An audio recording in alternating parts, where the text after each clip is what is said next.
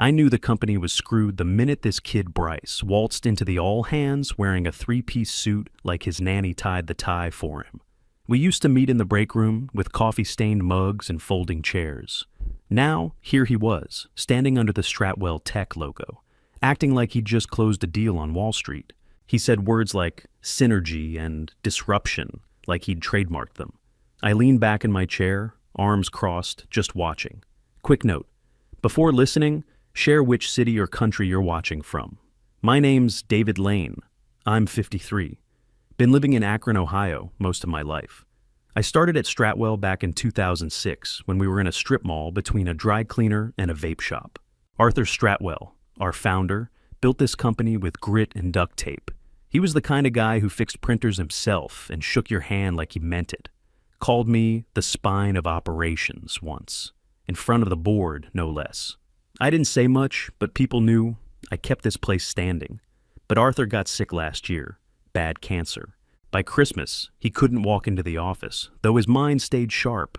That's when the vultures came in, wearing family ties. My title was Director of Operations. Not flashy, but when the network went down or supply chains hiccuped, guess who they called? I bled for that company, trained half the managers they still used, fixed systems, cut costs, kept things running lean and mean through 3 recessions. Then this little jackass shows up with his hair gel and brand strategy slides. First month, I saw it starting. My access to calendar invites started glitching. Meetings I used to lead went on without me. Whole teams I built stopped CCing me on project updates. I'd stop by their desks. Oh, didn't think you needed to be looped in. Yeah, okay. I heard through the grapevine Bryce joked to HR that I had museum energy, like I was a damn exhibit. But I stayed quiet, watched, took notes. Bryce thought he was running the show. What he didn't know, hell, what no one knew, was that I helped Arthur draft the original charter back in '07. Buried deep in it, under clause 4.8, was something Bryce hadn't even looked at. And it had my name on it. I got the calendar invite at 6:42 p.m. on a Thursday. Subject line, sync. Operational transition. Time, 7:30 a.m. Sharp. Location. HR conference room. B, no agenda, no attachments. Just silence in my inbox from the usual suspects who used to circle back every 5 minutes. I didn't need a crystal ball. Bryce didn't have the spine to say it straight. He picked the earliest time on the calendar, hoping I'd be groggy, off guard, and maybe even grateful for the heads up. But I'd already packed a go bag 2 weeks earlier. Legal folder, activation letter, thumb drive, all of it. My dress shirt was pressed, my belt looped, my shoes polished to hell. I walked into HR at 7:29.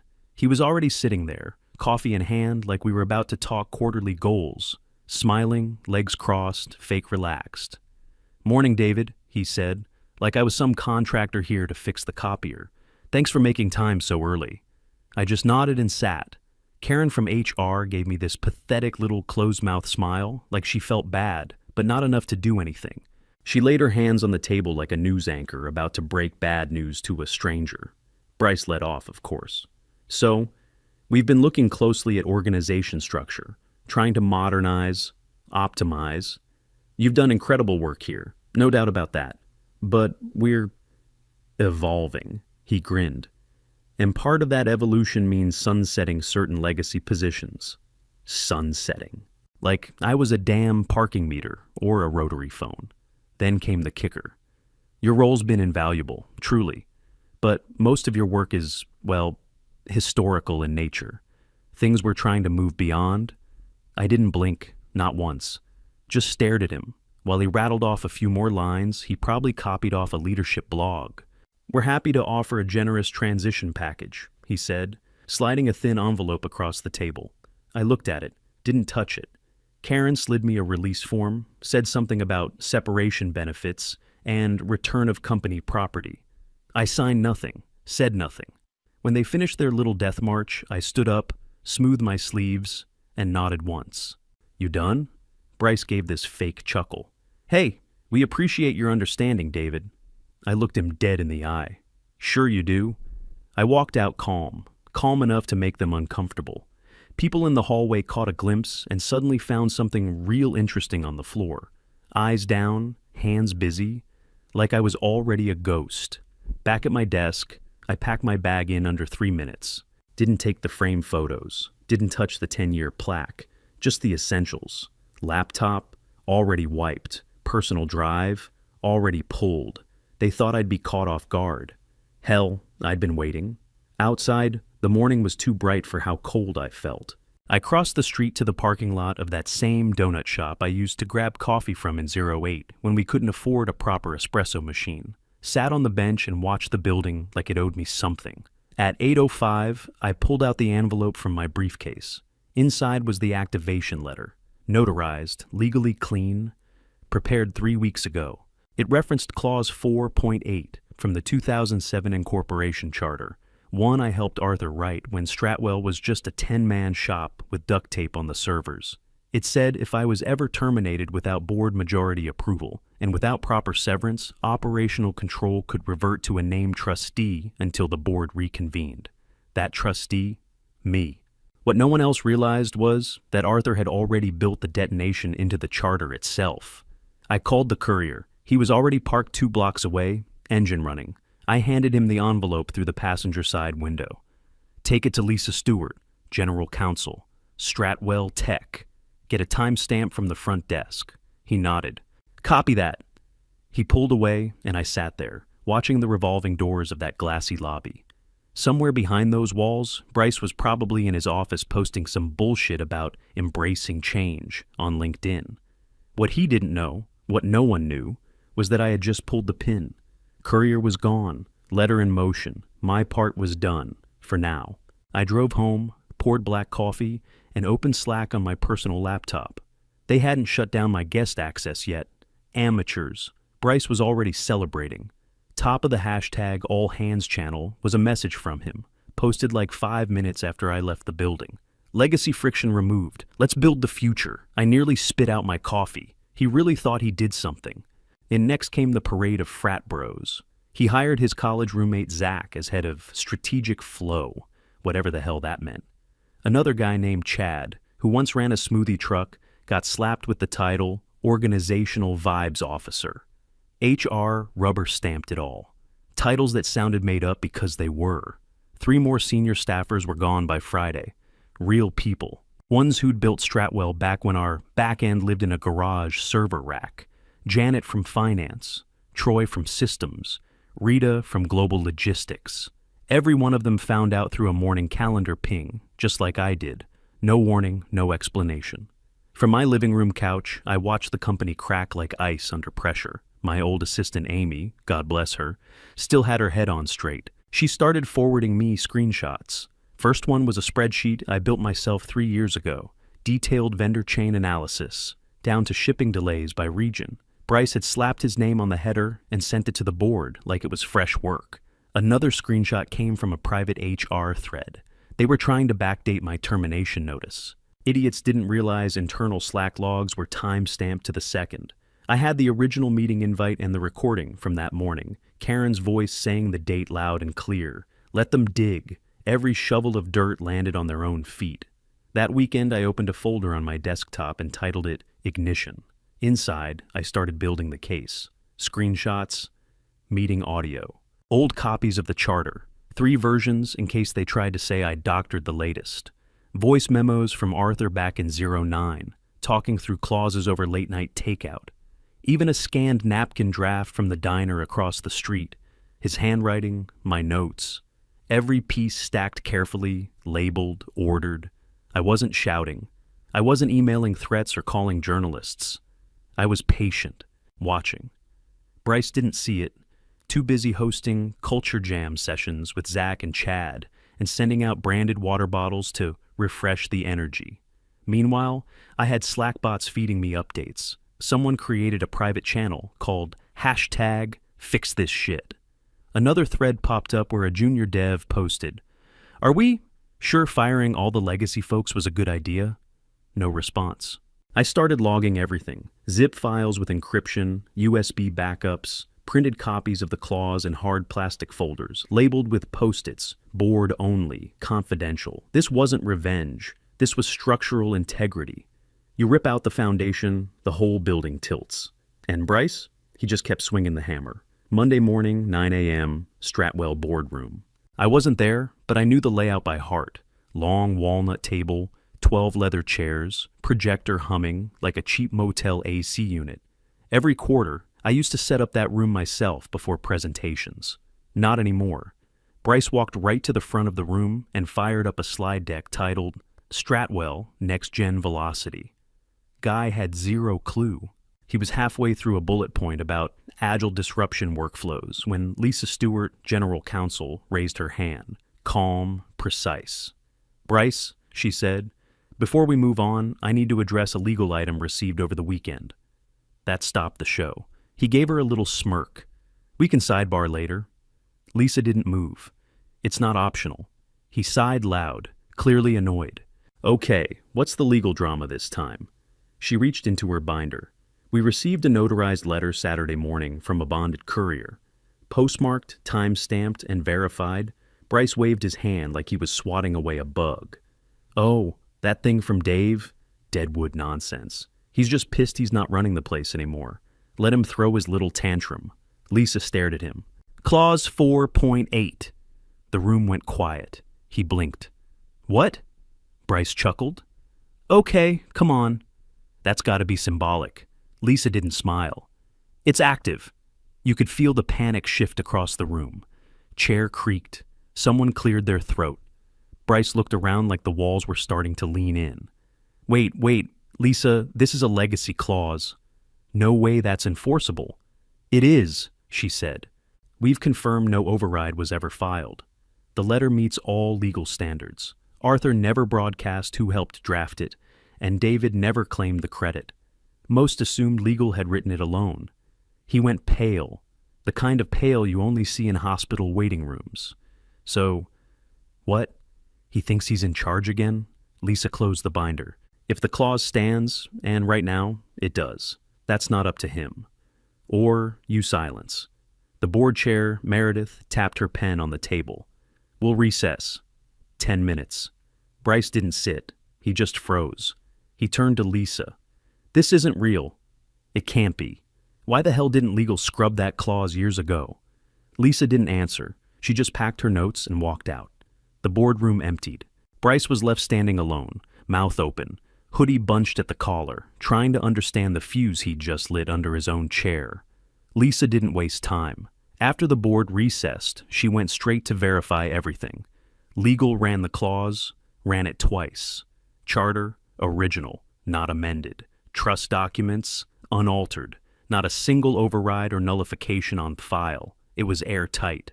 And it had been sitting there under their noses the whole time. She left the building around noon, drove 30 minutes to the rehab center where Arthur had been living since the last round of chemo. No press, no board, no handlers. Just Lisa, a manila folder, and a pen. She came back an hour later and walked into the boardroom without saying a word at first. Calm as always. Meredith asked, "Did he understand?" Lisa nodded. "Crystal clear." Bryce stood up. "And?" She looked directly at him. He smiled. The whole room paused, like everyone forgot how to breathe. Bryce blinked. "He smiled?" Lisa set the folder on the table. "When I showed him the clause and the name listed, he smiled. Didn't say a word, just nodded." Bryce's mouth curled. "This is ridiculous. It's Willy Wonka governance. What are we even talking about?" Lisa didn't flinch. "We're talking about legal governance of this company.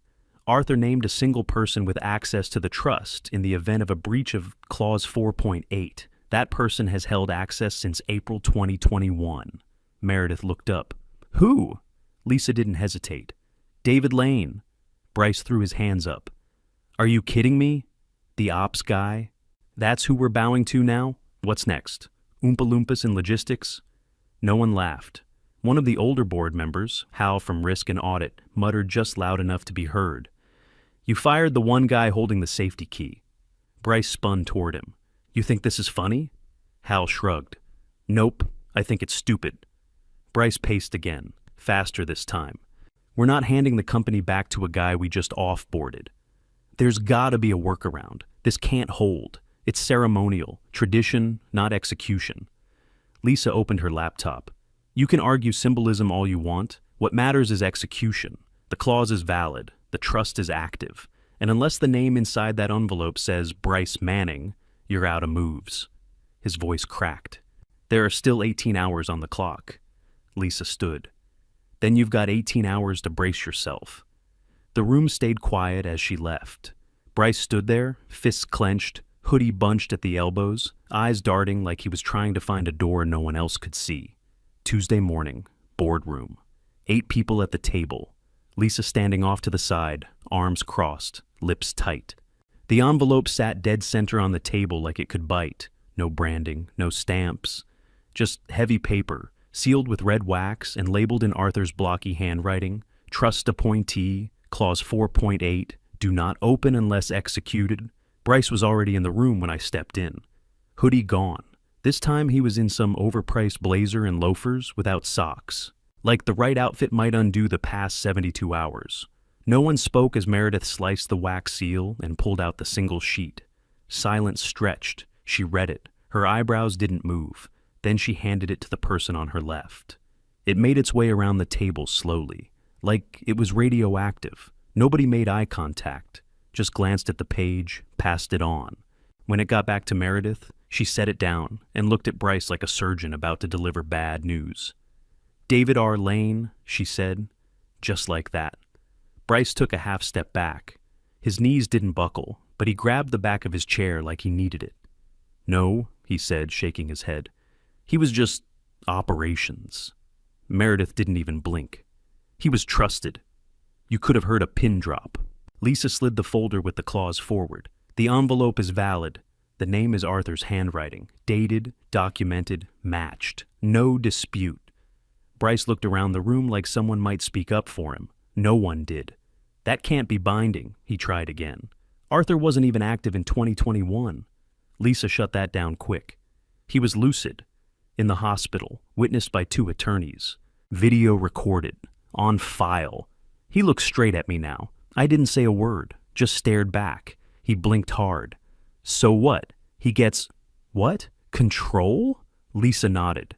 Effective immediately, pending final vote of confirmation. Bryce threw his hands up. This is a setup.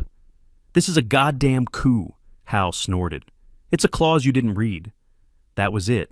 Bryce was done. He just didn't know it yet. The first call came in less than an hour after the envelope was read. I let it ring. Bryce's name lit up my phone like a mosquito buzzing at the screen. Annoying, pointless, persistent. That first call, smug, thought maybe we'd talk this out like grown men. Thought maybe I'd enjoy the attention and back down if he dangled some new title in front of me. I let it go to voicemail. Second call, nervous. He left a message, something about mutual understanding, corporate unity, and temporary misunderstanding. His voice cracked halfway through. I deleted it. By the 5th call, he was desperate. Didn't even try to fake it. Just said, Dave, please, call me back. We can work something out. Just talk to me, man. I didn't. The clock was already ticking, and he knew it. By mid-afternoon, the leaks started. Legal teams talk, so do interns. Half the company knew about the envelope by dinner time. Then someone posted a blurry picture of it, Arthur's name, my name, the clause number, onto Reddit. Within 2 hours, local press had it. News vans parked outside the building like it was election night. I watched all of it from my living room, calm as ever. My phone lit up with more than just Bryce. Karen from HR. 2 VPS I hadn't spoken to in months. One even messaged me, "Can we grab coffee?" I blocked her. Then came the email. Bryce sent a company-wide memo with a bloated subject line, clarifying our path forward, change, continuity, and commitment. 4 paragraphs of pure fluff. Said everything and nothing. Claimed Arthur's intentions were being misinterpreted, that we respect legacy, and that Stratwell remains focused on innovation and inclusion. Someone replied all. 3 words. Is Dave back? No signature, no title, just that. It blew up. Threads, memes, screenshots. Slack channels exploded with GIFs and speculation. Somebody even changed the Wi-Fi name in the building to Lane's Law. Lisa told Bryce straight, "You lit the match. Now it's burning." He didn't respond, just sat in his office refreshing inboxes, pacing, snapping at interns like that'd help. That night, Arthur was shown the confirmation packet, clause, signature, envelope, all of it. The nurse told Lisa he didn't say a word, just nodded once, slow and steady. His hand tapped the paper twice, like it was final. That's when Bryce knew. This wasn't theater. It wasn't a stunt or a bluff. It was governance. And he was already out. Thursday, 8 a.m., sharp. The boardroom was silent when the courier stepped in. Clean suit, gloves, no small talk. He placed the envelope in front of Meredith, nodded once, and walked out without a word. Notarized, time-stamped, final. I stepped in 30 seconds later. No cape, no smirk. Just a charcoal suit, steady hands, and a flash drive in my pocket that could walk anyone through what they'd ignored for years. Every eye followed me as I walked to the head of the table. I pulled out the chair, sat down, and adjusted the cuffs on my shirt. No one said a thing. Lisa opened the envelope, flipped through the forms, and cleared her throat. "Confirmation received," she said. "Clause 4.8 has been validated and activated. Operational control reverts effective immediately to the named appointee, David R. Lane." I didn't move. Meredith nodded and looked around the room. Motion to confirm control transition per executed clause. All in favor? Hands went up, every one of them. "No opposition noted," Meredith said. Bryce stood in the corner, arms crossed, face drained of all color. His voice cracked. "You can't be serious." I finally turned to him, looked him straight in the eyes. "Nepotism's cute," I said, "until it hits the charter." He stared at me, mouth twitching like he wanted to argue, but didn't know which piece to fight first. I reached into my inside jacket pocket and pulled out a sealed envelope with his name on it. "Here," I said, holding it out. "Signed and certified. Your exit letter." He hesitated, then stepped forward and took it with both hands. Like it was heavier than it should have been. He didn't open it, didn't speak. I leaned in just enough so only he could hear me. "Consider that your final lesson.